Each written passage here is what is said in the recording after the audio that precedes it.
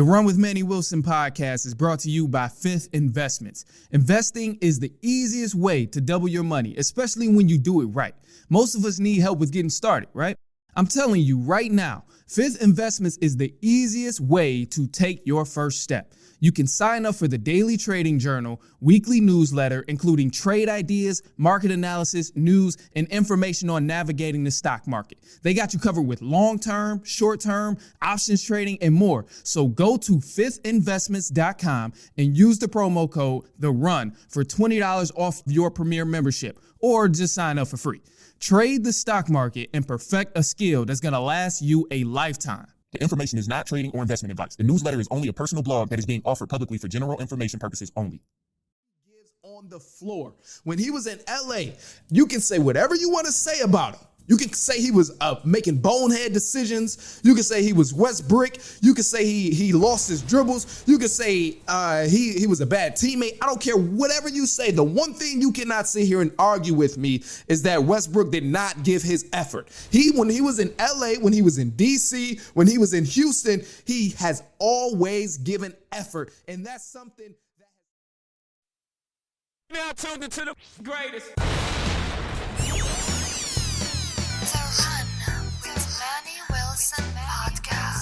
The Run, the Manny Wilson podcast. The best sports podcast there. Yes, sir. What's up, everybody? Welcome back to The Run with me, Manny Wilson. All the way from Detroit to Chicago to your speakers and headphones. Let's get into it, man. We got a great episode for you today. Obviously, the NBA topics is prime time for the NBA, man. Playoffs getting ready to start in about a month. But look, man, people, I hear y'all out there. We know it was a lot of trades that happened before the deadline and still some moves that happened after the deadline. One of the things that really come to my mind and that I've been paying close attention to is the Clippers. Now, look, they lost 3 straight games. And I'm hearing a lot of people talk about, well, I told you so. I told you Russell Westbrook wasn't going to help the Clippers. I told you. And I don't want to hear none of that, man. Scratch all of that. Let me tell you, first off, they still missing Bones Highland. And that's a completely different story because we know what kind of buckets Bones get when he's out there on the floor. Bones Highland is a bucket. But here's the key thing right here. You talk about, Westbrook, he's not going to help this team. The Clippers are not really it anymore. He's only going to hurt the roster like he did with the Lakers. There's a couple different reasons why that is so false. First off, Russ with the Clippers, in the few games that he's played, the 3 games that he's played with the Clippers so far, we've witnessed a different type of play style that we haven't seen in a long time with Russell Westbrook. When we seen him out in LA, it was a big difference because he was no longer the primary distributor of the game. Yes, LA tried a few different things and he played a couple different seasons under a few different coaches, which made things even worse because he could never actually get into a full rhythm of how he's going to play the game. But I noticed he was not the key distributor. He was on the receiving end of all those distributing passes. They're kicking it to Westbrook at the end in the corner or something, telling him, now you make a move after the pass. Or, hey, Bron's going to bring the ball up, or we're going to feed AD, and then we're going to give it to you on this spot of the court. You have to make something work. And stick with me. This is where I see that difference. This is where I see the difference with the Clippers. It kind of goes back to, I don't want to say OKC because clearly they have a much talented roster, but instead of Russell Westbrook being on the receiving end of all of those distributing passes and the drives and kick type of plays, he's the one that's distributing it. He becomes the quarterback again in terms of making plays happen, getting to the hole, feeding other players, getting to the hole, feeding the big man, and just staying out the way after the fact, taking a shot if it's open, which is cool because I don't want to feed into the whole Westbrook narrative. He should still take shots if he's open. That's just insane. If you're in the NBA and you're wide open, you should still take a shot, make or miss. I don't give a damn. That's just how it goes. But also too, taking those open shots, taking those open layups that's there when he has that opportunity, but he's become the key distributor. And you got to keep in mind, I know I threw a lot at you, but you got to keep in mind, the Clippers didn't bring Westbrook there to average 30 points. They didn't bring him there to average a triple-double in a game or put up 15 assists. We've always seen Russell Westbrook do everything he's done, accomplish everything he's ever accomplished in the league because of what? because of the effort he gives on the floor. When he was in LA, you can say whatever you want to say about him. You can say he was making bonehead decisions. You can say he was Westbrook. You can say he lost his dribbles. You can say he was a bad teammate. I don't care whatever you say. The one thing you cannot sit here and argue with me is that Westbrook did not give his effort. When he was in LA, when he was in DC, when he was in Houston, he has always given effort. And that's something that has taken him to where he is now and why people hold him to such a high pedestal now, because he's always given effort. When he was Mr. Triple-Double, gave effort plays. He didn't accomplish that stuff off of pure skill. Like, we didn't see pure finesse when he was getting 50-point triple-doubles, shooting threes and all of that stuff in OKC. We didn't see a crazy type of skill. We've never, ever argued that, Russell Westbrook is the most skillful guy in the league. We say he was most impactful at one point.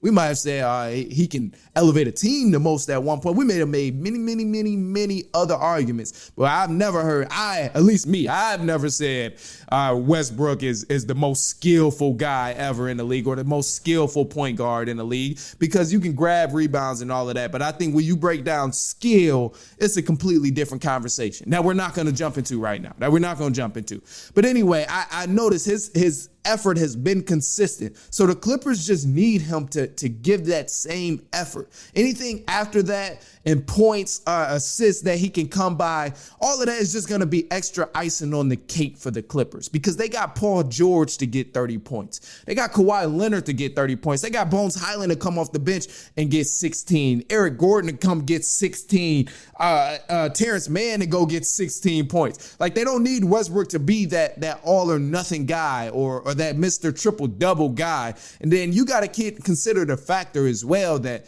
this isn't the LA Lakers. You know, he doesn't have that big market bias and the big market effects that come with playing with the Lakers. We know LA is not for everybody, especially when you talk about the Lakers, just because anything you do is going to be glorified or hated.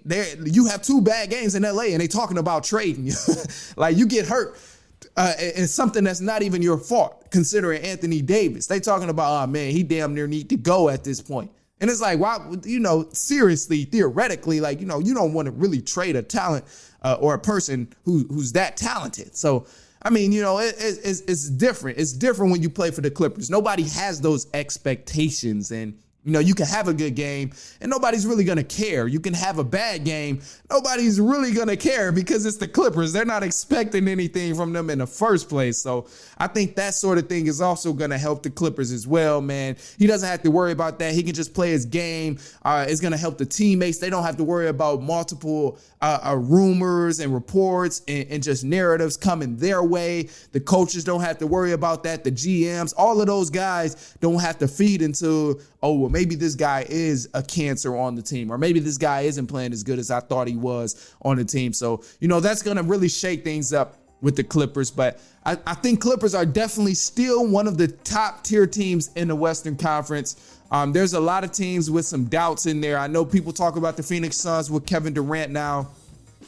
They don't have any other people other than Kevin Durant and D-Book. So it's going to be tough. They just don't have a lot of depth. The Mavs have clearly shown some struggles. They don't have a lot of depth either. I think Memphis Grizzlies are still in the conversation, right up there with the Clippers, the Denver Nuggets, obviously, as well. But look, man, we got some news coming up. We'll touch on everything else in just a second, and we'll be right back after the news, spotlight, highlights, and more.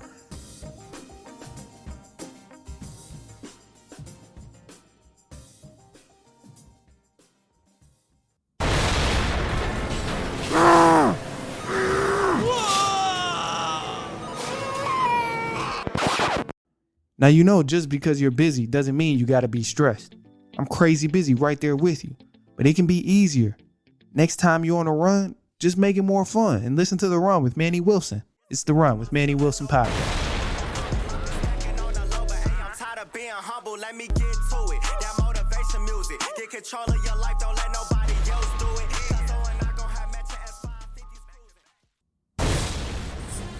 All right, what's up, everybody? Welcome back to The Run with me, Manny Wilson. Let's jump into the news that we have. News for the run, starting off with the NBA. Lonzo Ball is expected to be ruled out for the NBA season. After months of speculating a return, the Chicago Bulls are planning to sit Lonzo Ball down due to consistent pain and discomfort in his knee following the 2 knee surgeries back in 2022. However, now that the Orlando Magic bought Patrick Beverley out of his old contract, the Bulls have signed the Chicago native to a 1-year deal for a season minimum, which is why you see Patrick Beverley on the Chicago Bulls. The Atlanta Hawks, they've decided to fire their head coach, Nate McMillan, and they have agreed to hire former Utah Jazz head coach Quinn Snyder to a 5-year deal. Here's the former NBA champion who now serves as the assistant general manager for the Hawks, Kyle Cover. I always felt like Quinn was the most creative mind I'd ever come across in the NBA. He was able to create and see something a little bit different, or see a new way, or use an old action in a new way like no one else I'd ever been around. LeBron James and the Lakers, they're facing more issues with injuries, but this time it's not Anthony Davis. LeBron went down with the ankle injury, and multiple reports are saying that he's expected to miss an extended period of time with no exact date of return. So hopefully Bron gets well soon. That is the Lakers' playoff wishes right there, because I don't think Anthony Davis can do it by himself, and LeBron definitely can't do it by himself. But later on tonight, on Wednesday, you have the Phoenix Suns and Kevin Durant making his debut with the Charlotte Hornets. The Chicago Bulls, they're going to be playing the Pistons. Hopefully my Pistons get this win. The Boston Celtics are going to be taking on the Cleveland Cavaliers. Miami Heat against the 76ers. The New York Knicks taking on the Brooklyn Nets. The Milwaukee Bucks easily are going to beat the Magic. The Trailblazers are playing the Pelicans, and the Lakers are going to play the Thunder. All right, man, but look, we got the spotlight highlight. Let's go ahead and do it because, man, I got to give y'all this spotlight highlight player, man. He's been on a tear. He's been balling out, and I got to acknowledge it, man. I'm not a fan of his team. I will 100% keep it honest. I'm not too much of a fan of his team. But this guy, Jalen Brunson, he 100% deserves this spotlight highlight, man. Jalen Brunson for the New York Knicks in the month of February is averaging 31 points per game, 6 assists, and shooting over 50%. So his play has been amazing. We've seen this guy close games out. He's given us multiple 40-point games this season in the month of February, even though it's over in the month of February.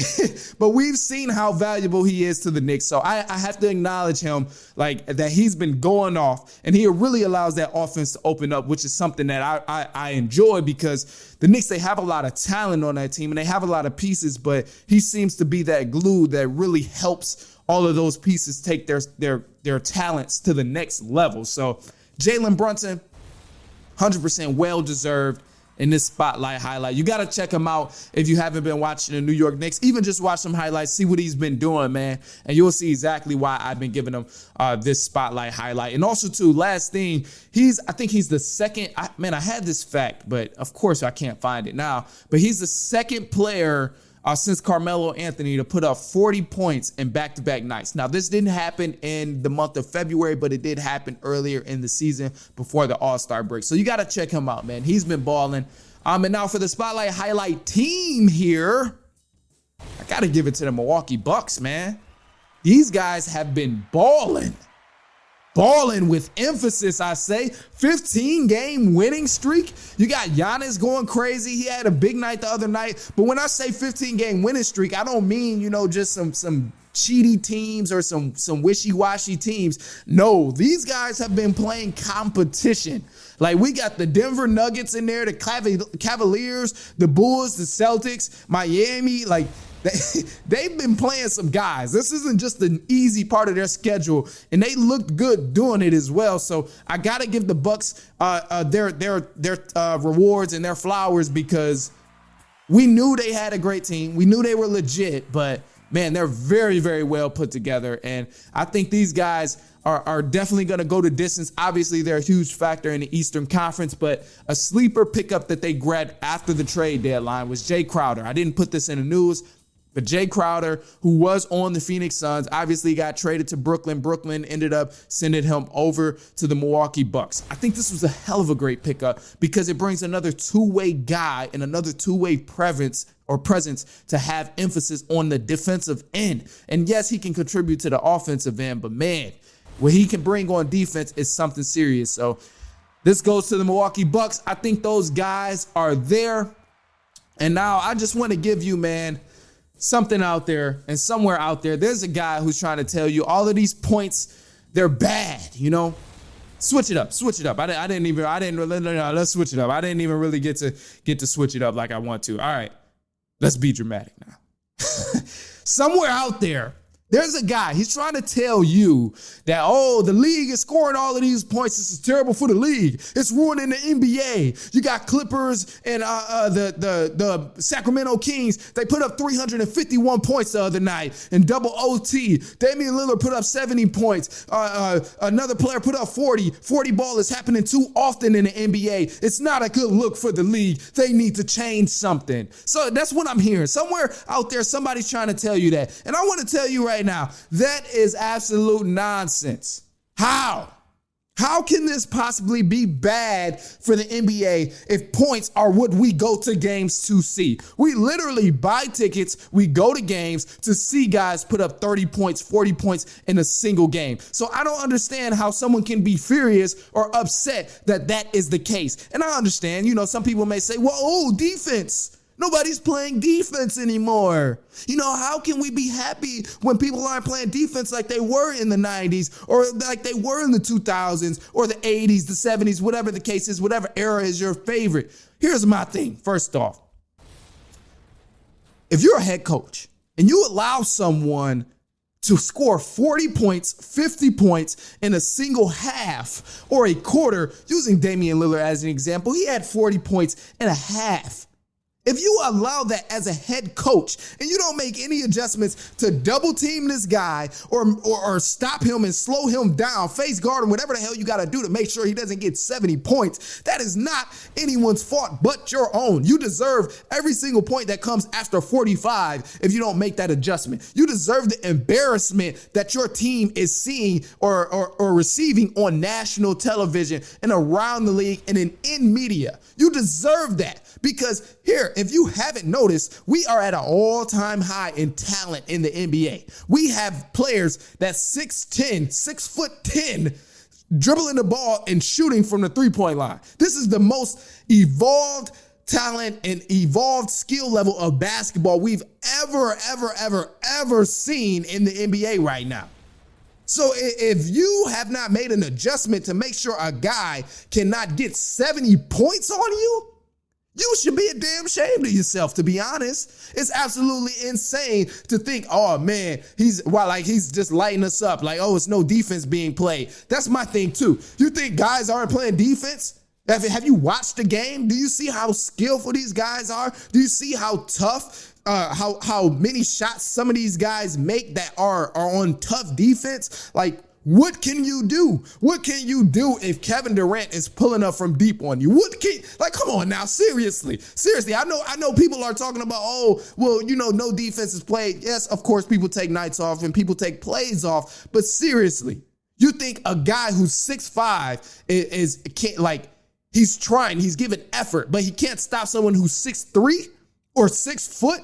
Like, defense is definitely being played. And yeah, people take nights off. But again, damn near 8 times out of 10, you got a star or a superstar, all-star on the team, on any team, on every night that the NBA is played. One of those guys could put up 50 points if they absolutely needed to. If they really needed to put up 50 points to win the game, or if the game went to the situation where they had to continue to score more and more, if they had to do that every night, someone's going to put up 50 points. And then don't forget, man, I understand. I understand how people can say, well, I can't keep up with all the 40 balls. I can't keep up with all of this. You got to remember, man, people are shooting threes at an all-time high. You got bad three-point shooting teams that shoot the ball 27 times from the three-point line. Like, that's unheard of. That was unheard of in 2013 or unheard of. Well, maybe not 2013 because of the Warriors, but unheard of in 1993 or unheard of in 1987, 2004. People wasn't shooting 27 threes a game. Bad three-point shooting teams wasn't shooting no damn 27 threes in a game. So I just want to say, do not let that person convince you. If they're out there trying to tell you, oh, all these points and stuff is bad for the league, it's terrible, I don't know why everybody's getting so many points, it's because the league is at a top tier, all-time high in skill level. That's exactly why. Evolution is at its peak in the game of basketball. So I just got to say, man. And then until then, let me give you an exaggerated take to leave out here with. I think this next 60 ball, 40 ball, 50 ball is going to come from Russell Westbrook.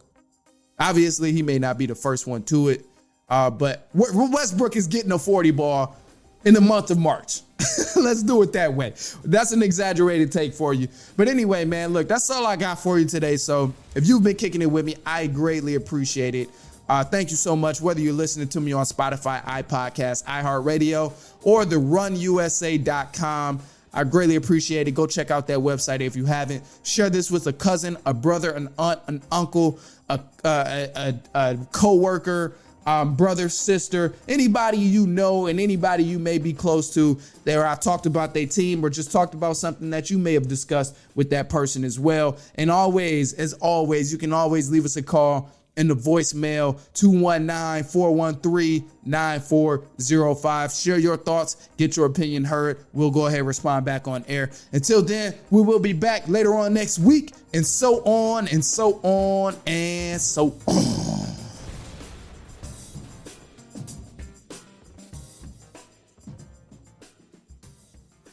The Run with Manny Wilson podcast is brought to you by Fifth Investments. Sports betting is cool, but you can really get the most out of your money trading in the stock market. You can make money when stocks go up, and you can make money when stocks go down. But all you need is a little guidance. So use the Fifth Investment Stock Trading Journal to help you get started right away. Fifth Investments is a fantastic resource for daily trade ideas, market analysis, news, and information for navigating the stock market. They got you covered with long-term, short-term, options trading, and more. So go to fiftinvestments.com and use the promo code THERUN for $20 off your premier membership, or just sign up for free. Trade the stock market and perfect a skill that's going to last you a lifetime. The information is not trading or investment advice. The newsletter is only a personal blog that is being offered publicly for general information purposes only.